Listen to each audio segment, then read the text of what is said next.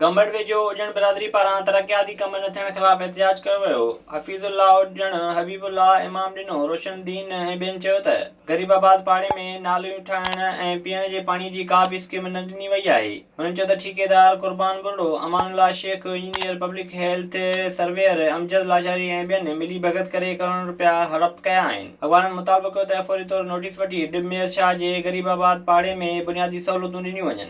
ॾहरकी जे ॻोठाणनि पारां घर तां कब्ज़ो ख़तम कराइण जी अपील कई आहे। ॻोठ साईं ॾिनो मलिक जे रहवासियुनि गुलबहार ऐं गुलज़ार मलिक दाहींदे चयो त हुननि मामे शाहनवाज़ मलिक खां घर भरिसां 10 वेसा प्लाट वरितो हो। हुन चयो त संदसि भाउ घर जी अॾावत करे सामान रखियो त मामे ऐं ॿियनि मिली भगत करे गुलज़ार जे घर ते कब्ज़ो करे वरितो आहे। ॻोठाणे मुतालबो कयो त घर तां कब्ज़ो ख़तम कराए खेनि तहफ़ुज़ फराहम कयो वञे। जोल वेझो ॻोठाणनि पारां सिमन नाले में ॿुॾी वियल पीरसन औरत जो लाश न मिलण ख़िलाफ़ एहतिजाज कयो वियो। ॻोठ परे बबर जे रहवासियुनि एहतिजाज कंदे चयो त 50 वरनि जी बेवा साहिबज़ंदी बबर घर ईंदे ॿुॾी वई पर संदसि कुझु पतो न पियो आहे। डिप्टी कमिश्नर नासिर हुसैन मिर्ज़ा ॿुधायो त औरत जी लाश जी ॻोल्हा लाइ अमलो रवानो कयो वियो आहे। हुन चयो त जल्द औरत जी लाश जी ॻोल्हा करे वारसनि हवाले कयो वेंदो। मीरे खान में सरकारी प्लाट ते कब्ज़े ख़िलाफ़ ऑपरेशन करे अॼुकल्ह झुगियूं ऐं ॿियूं अॾावतूं पटकयूं वयूं।